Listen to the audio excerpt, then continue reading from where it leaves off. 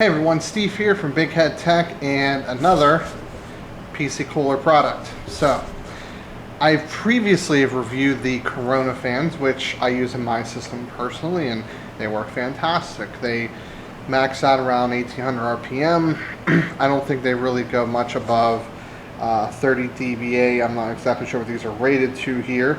It says 29.1 plus or minus 10%. And these fans, according to spec, are identical, just translucent. So they should look cooler. What we're going to do today is we're going to unbox, look over what comes in it, install them into a case, and we're going to take a look at the NZXT H510. Its current configuration, switching the current fans around, replacing the two fans with these two, adding the third fan in, and I'm very curious to see what the results are. Let's go ahead and open up. I still have cuts on my hand from a CPU cooler earlier, and I don't want to bleed out everywhere, so let's take a look with what this all comes with. So these are the same frames, just the fans are made out of a different plastic. They're a little bit lighter, and they're all translucent. And they are using this 3-pin addressable RGB connector. Then we do have a couple things in here.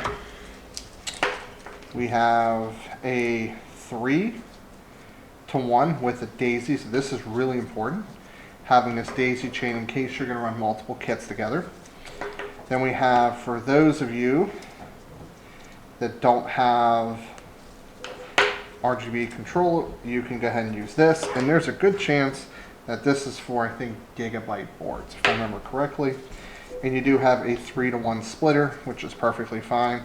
That'll actually be good because this is going to run all three fans. So essentially, how these work, which is quite simple, is you plug them in just like that, all three. And then in this particular scenario, we would just go this directly to the board because the board does support this.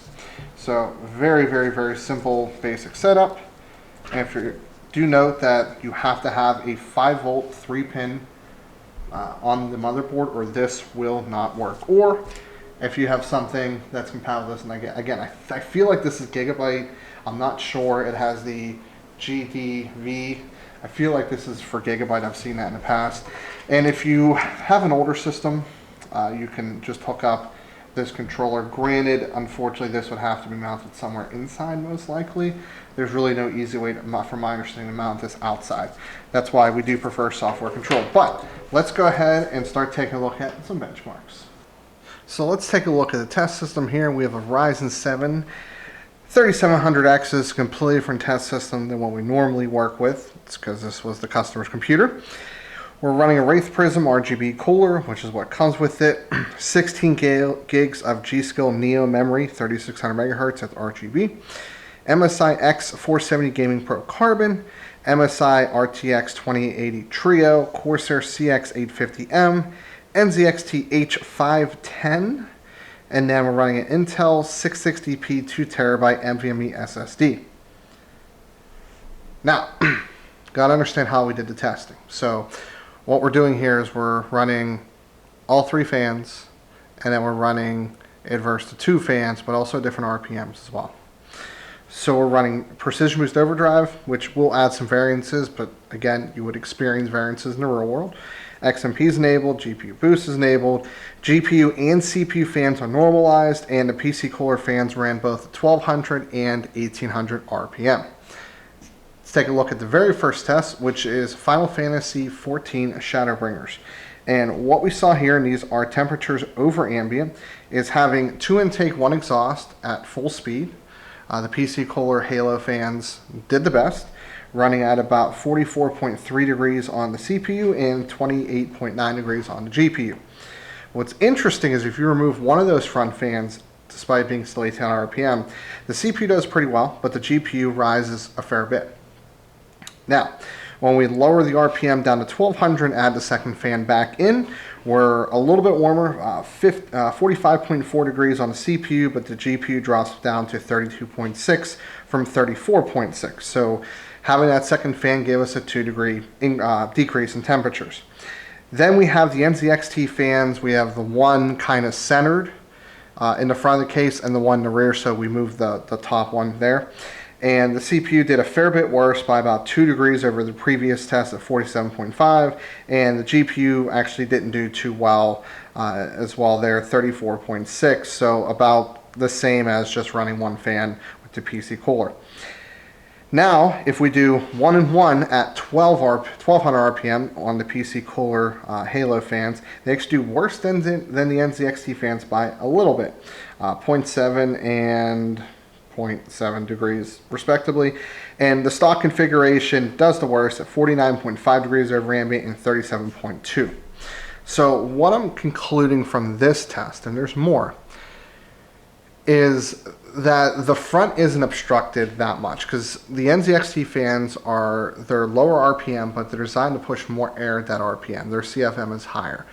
So if there was any kind of obstruction where the static pressure would make a difference, then we would clearly see it here, and we don't. So that's really good on NZXT that they made the front panel not obstructed, and you could basically put airflow or pressurized fans and do well. Now, if we look at the actual results here, the difference, honestly, I don't think these are relevant, but I'm going to show you.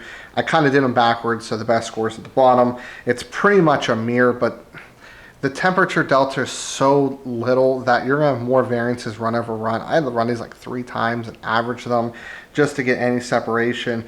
But the best case versus worst case was about 71 points. When we're looking at 16,000, we're talking fraction of percentages. But BMW Blender is going to show a little bit of a separation here. So when we're running 3 fans at max RPM, we got the best export time at 4.02 minutes. When we're running 1 and 1 at 810 RPM with the Halo fans, it's 4.05, which tied the 2 and 1 at 1200. The NZXT one front, one rear was 4.07. The Halo fans, basically same configuration, same RPM, did a little worse at 4.08, and that actually tied the NZXT stock configuration also at 4.08. And then looking at the temperature delta on Blender, we do see some reduction here. So 3 fans at 810 RPM went 54.1 over ambient. When we remove one of the PC cooler fans, that jumps to 55. When we add one of those fans and reduce the RPM, that still is going to jump another 3 degrees. And then we have NZXT slotting in again, another degree over that, 59 over ambient. The PC cooler fans in this situation, 1 and 1, still perform worse at the same RPM, but just a little bit. And then the worst configuration is indeed the NZXT stock configuration. Now, this video was really about the PC cooler Halo fans. That for $35 to $40, you can get good, addressable RGB fans that will get the job done. Are they ML or LL120s? No. Are they Noctua NFF12s? No, they are not. Are they junk? No, they are not. I can wholeheartedly say I use the PC cooler Corona variants in my system with a 3900X with Precision Boost Overdrive and a RX 5700 XT Tai Chi, and they do fantastic. So if I use them personally, then I can recommend them. The other takeaway of this is NZXT needs to stop with the setup. They've, since probably the H440, the S340, I forget what the predecessor to the 340 was, they put 2 fans in the rear, one in the top and one in the rear exhaust. They need to stop doing that. Negative air pressure is not ideal. Okay, that's the first problem. The second problem is if you put a fan in the front, okay, I'm not saying move both, put one fan in the front, what you're going to get is you're going to be able to feed air from the front to the rear for the CPU, especially if you're running a tower cooler. I think if we would have ran a tower cooler in this situation, we would have saw even better results with some of these configurations. What it also does is maybe if you move it down a little bit, you can start feeding the GPU. Personally, this is just me, I would put both fans in the front. The reason being, actually I'd put 3 fans, 2 in the front, 1 in the rear is ideal. That's always my preferred setup. But feeding the GPU is also important as well. And having those top and rear fan isn't going to feed the GPU. So it's not bad, but you are definitely losing some performance. You're running a little bit warmer. And this is like a best case scenario for NZXT. A worst case would probably be anywhere from a 5 to maybe 8 degree delta. I would believe that.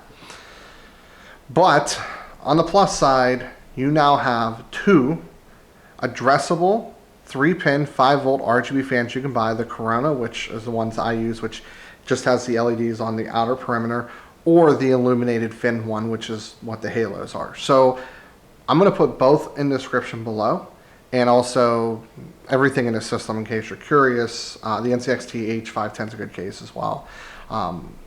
But I recommend these fans. You should buy it. It helps me out a lot. I mean, obviously I get commission if you use my link.